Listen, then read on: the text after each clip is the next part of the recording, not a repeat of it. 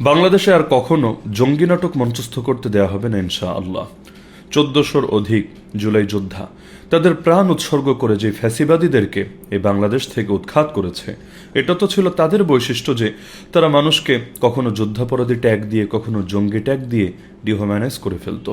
তারা তাদেরকে কেমন যেন মানুষের কাতার থেকে বের করে দিত। এই যে যাদেরকে জঙ্গি নাটক সাজিয়ে বিভিন্ন সময় জেলে ভরা হয়েছে, সবাইকে তো জেলেও ভরা হয়নি, অনেককে তো নির্মমভাবে শহীদি করে ফেলা হয়েছে, কাউকে এমনভাবে দীর্ঘকাল আয়নাঘরে গুম করে রাখা হয়েছে পরিবারও আদৌ জানতে পারেনি বেঁচে আছে নাকি মরে গেছে। আর যাদেরকে নির্মমভাবে কারাগারের অন্ধকার প্রকোষ্ঠে দিন কাটাতে হয়েছে, তাদেরকেও যে ধারায় তারা মামলা দিত, সন্ত্রাস বিরোধী আইনে মামলা, এটা তো ছিল জামিন অযোগ্য একটা আইন।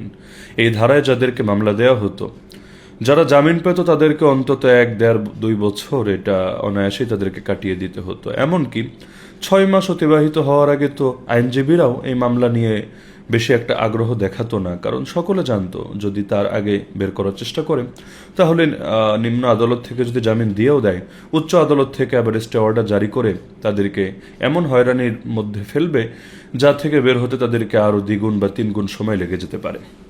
তো আমরা এই যে সমস্ত জালেমদেরকে বাংলাদেশ থেকে উৎখাত করেছি, তাদের যে বৈশিষ্ট্য ছিল এখনও দেখা যাচ্ছে কিছু মানুষের ভেতরে মানসিকভাবে, মনস্তাত্ত্বিকভাবে সে একই বৈশিষ্ট্য রয়ে গিয়েছে। আজ হয়তো অনেকেই দেখেছেন একজন সম্মানিত সংসদ সদস্য হাফেজ হানজালা, যিনি বাহাদুরপুরের পীর সাহেবের চাচাতো ভাই, তিনি জনগণের ম্যান্ডেট নিয়ে সংসদে গিয়েছেন এবং তার জন্য তরুণ সমাজ এবং নারীরা ব্যাপকভাবে কাজ করেছেন, কোনো ধরনের বিনিময় ছাড়া, আল্লাহ তাআলা সন্তুষ্টির জন্য এবং তার প্রতি ভালোবাসার খাতিরে তারা এই কাজগুলো করেছেন। তো যুবকদের ভেতরে এতটা সম্মানিত, এতটা বরিত একজন সংসদ সদস্য, তিনি হেঁটে যাচ্ছেন আর আর্মির প্রোটোকলের ভেতর থেকে, এখানে প্রচুর পরিমাণ সেনা সদস্য দাঁড়িয়ে আছেন, তাদের ভেতর থেকে দেখা গেল যে একজন মানুষ, যদিও ক্যামেরায় তার চেহারা দেখা যায়নি, কিন্তু একজন ক্ষমতাসীন দলের ওইপন্থী মানুষ চিৎকার করে বলছে, ওই দেখ জঙ্গি এমপি যায়, জঙ্গি এমপি। তো জঙ্গি এমপি অর্থটা কি? কত ভয়ঙ্কর কথা আপনি চিন্তা করেছেন? ২০০১ থেকে ২০০৬ পর্যন্ত এই বিএনপি যখন দেশ শাসন করেছে, সে সময় তো তারা র্যাবকে গঠন করেছে এবং এই জঙ্গি নাটকের সূচনা তো মৌলিকভাবে সেখান থেকেই। পরবর্তীতে যেটাকে আওয়ামী লীগ ক্ষমতায় এসে আরো অনেক দূর পর্যন্ত বিস্তৃত করেছে এবং একটা রাজনৈতিক টুল হিসাবে ব্যবহার করেছেন। কিন্তু সেই বিএনপি আমলেও আমাদের সিলেটেও আমরা দেখেছি কত নিরীহ আলেমকে, হুজুরকে, সাদা সিধা মানুষকে, এমনকি দাড়ি টুপিওয়ালা পাঞ্জাবিওয়ালা মানুষকে নির্মমভাবে শিকার হতে হয়েছে। আমাদের একজন ওস্তাদ ছিলেন হিফজ বিভাগে, আমি সর্বপ্রথম যার কাছে পড়াশোনা করেছি, হাফেজ মাহমুদুল হাসান, জামিয়া দারুসালাম মাদ্রাসার একজন শিক্ষক ছিলেন। তাকে এক রাতে এসে এভাবে ধরে নিয়ে গেল। আর সেই সময় তো জঙ্গি নাটক এটা অত্যন্ত ভয়াবহ ছিল। তাকে নিয়ে কিছুদিন গুম করে রেখে জুলুম করলো, নির্যাতন করলো, এরপর ছেড়ে দিল, মামলাও দিল না, জেলেও যেতে হলো না। কিন্তু এই অল্প কয়েকদিনের নির্যাতনের পরিণতি এটা ছিল, ফিরে আসার পর আর স্বাভাবিক তিনি হতে পারেননি। মাদ্রাসায় শিক্ষকতার দায়িত্ব আর বেশি দিন পালন করতে পারেননি। সর্বোচ্চ মনে হয় ৩ মাস পর্যন্ত বেঁচে ছিলেন। এরপরই টকবগে এক তরুণ, এক যুবক আলেম কিন্তু নির্মমভাবে মৃত্যুর কোলে ঢলে পড়েছিলেন। তো যদিও তাকে গ্রেফতার করা হয়নি এবং তাকে গুম রেখে যখন ছেড়ে দেয় তখন বলেছিল, আসলে আমাদের একটা বুঝতে ভুল হয়েছে, আমরা একই নামের আরেকজনকে খুঁজছিলাম, ভুলবশত আপনাকে উঠিয়ে আনা হয়েছে। তো তখন যতই ভুল স্বীকার করুক না কেন, কিন্তু নিজের প্রাণ দিয়ে তাকে সেই ভুলের মাসুল দিতে হয়েছে।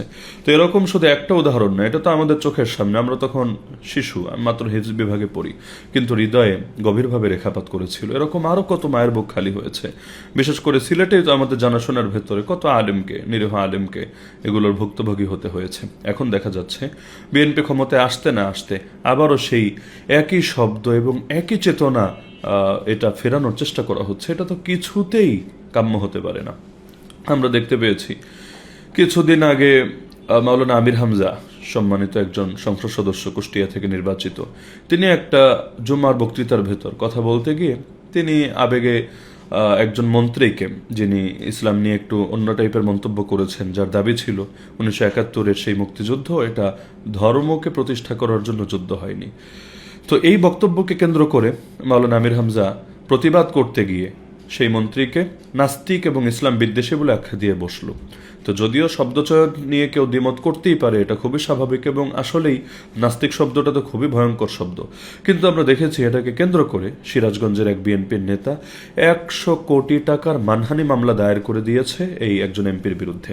আপনি ভাবতে পারেন, তাহলে একজনকে নাস্তিক বললে এর দ্বারা যে তার ক্ষতি হয়েছে, অথবা সমস্ত ইসলামপন্থীরা সেই মন্ত্রীর সাথে সম্পর্ক ছিন্ন করেছে, অথবা তিনি মারা গেলে তার জানাজাও কোনো হুজুর আদায় করবেন না, বিষয়টা এমন না।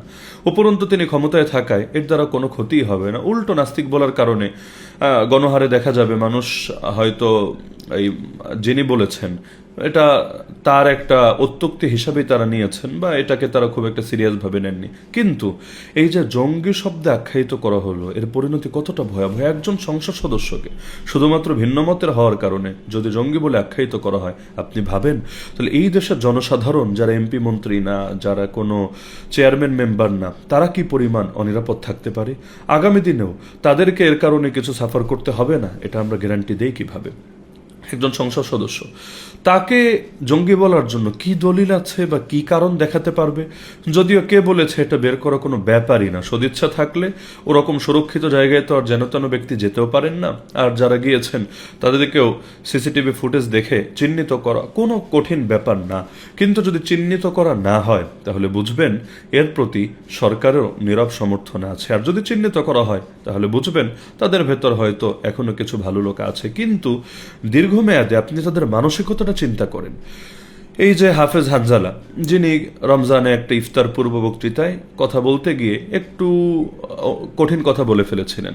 তার বক্তব্যের সারমর্ম ছিল এরকম যে স্থানীয় কিছু বিএনপির নামে যারা রাজনীতি করতে গিয়ে বিভিন্ন জুলুম করে ফেলে, এই টাইপের কিছু লোককে হয়তো তিনি বোঝাতে গিয়ে বলে ফেলেছিলেন যে আমি যদি শক্ত হই তাহলে বিএনপি তো এই দেশে থাকতেই পারবে না, আর আপনারা রাজনীতি করেন স্থানীয়ভাবে, আর আমার রাজনীতি সারা দেশ জুড়ে। পরবর্তীতে তিনি এটা ভুল স্বীকার করেছেন এবং তিনি এটাকে স্লিপ অফ টাং বলে উল্লেখ করেছেন। তারপরও যদি আমরা ধরি যে বক্তব্যের কারণে বিএনপি পন্থী অনেকের ভেতরে তার প্রতি ক্ষোভ বা মনোকষ্ট থাকতেই পারে, অস্বাভাবিক কোনো ব্যাপার না।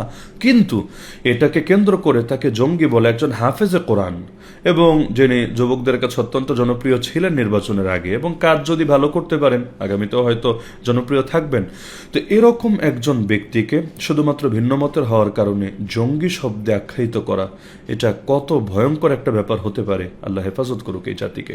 যদিও দুঃখজনকভাবে এটা নিয়ে খুব বেশি প্রতিবাদ হবে না। আওয়ামী লীগ পন্থী যারা, তারা তো প্রতিবাদ করার প্রশ্নই আসে না।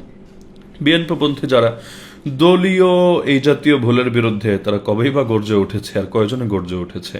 উপরন্তু আমরা দেখেছি গণভোট নিয়ে দুই একজন ছাত্র নেতা অথবা বিএনপি পন্থী কোনো অ্যাক্টিভিস্ট যদি এমন কোনো মন্তব্য পেশ করেছেন ফেসবুকেও যেটা দলের বর্তমান অবস্থানের বিপরীত, তাকে দল থেকেই ছাঁটাই করে দেওয়া হয়েছে। গতকালে এমন নিউজ ভেসে এসেছে। তো সেখানে এটার বিরুদ্ধে বিএনপি পন্থীরা প্রতিবাদ করবে আশাও তো করা যায় না। আর কওমের অনেক সিনিয়র আলেম এটা নিয়ে হয়তো মুখ খুলবেন না, কারণ যেহেতু জামায়াতের সাথে জোট করে 11 দলীয় জোটের ভেতর থেকে তিনি সংসদ সদস্য নির্বাচিত হয়েছেন, অনেকের দৃষ্টিতে এতে তো তার জাতি চলে গেছে। যারা জামাতের সঙ্গে জোট করে তাদের পক্ষে কথা বলাকে তারা নিজেদের ইমান ভঙ্গের কারণও ভেবে নিতে পারে। তো যার কারণে এটা নিয়ে খুব বেশি প্রতিবাদ হয়তো হবে না। কিন্তু আমি মনে করি এই একটা বিষয়কেই যদি আজকে আশকারা দেওয়া হয়, এটাকে যদি ছেড়ে দেওয়া হয়, আগামী দিনে এটা যে ভয়াবহ পরিণতির দিকে নিয়ে যাবে, এটা কিছুতেই ভালো হবে না। সর্বোপরি আমি শেষে আবারও একই কথা পুনরুক্তি করছি যেটা শুরুতেও বলেছিলাম। 1400-র অধিক শহীদের রক্তের বিনিময়ে যে নতুন বাংলাদেশ আমরা পেয়েছি, এই নতুন বাংলাদেশে আর কাউকে জঙ্গি নাটক মঞ্চস্থ করতে দেওয়া হবে না। এবং এই নাটক মঞ্চস্থ করে কোনো মায়ের বুক খালি করবে, কাউকে ডিহিউম্যানাইজ করে ফেলবে, কাউকে অন্যায়ভাবে কারাগারে নিক্ষেপ করবে, আবারও আয়নাঘরের সংস্কৃতি চালু করবে, এটা এই জাতি কিছুতেই মেনে নেবে না। তরুণরা এখনো সচেতন আছে, এখনো পর্যন্ত তাদের রক্তের ভেতর দ্রোহের আগুন জ্বলছে। যদি এটা যারা ক্ষমতাসীন আছেন তারা বুঝতে ভুল করেন, যখন আগ্নেয়গিরির তপ্ত লাভার মতো এটা বিস্ফোরিত হবে, তারা এর ধাক্কা কিছুতেই সামলাতে পারবে না। সুতরাং আমি মনে করি এই ছোট ছোট বিষয়ে তারা সেন্সিটিভ ভূমিকা পালন করা দরকার, নিজেদের সংবেদনশীলতার প্রকাশ ঘটানো দরকার, যাতে করে জাতি তাদের উপর আস্থা রাখে। কারণ এক ভুল দ্বিতীয়বার করলে এটা কিছুতেই ক্ষমার যোগ্য হতে পারে না, এবং কিছুতেই এটা ইমানের শান হতে পারে না। আল্লাহ তাআলা সবাইকে সচেতন হওয়ার তৌফিক দান করুন। আমিন।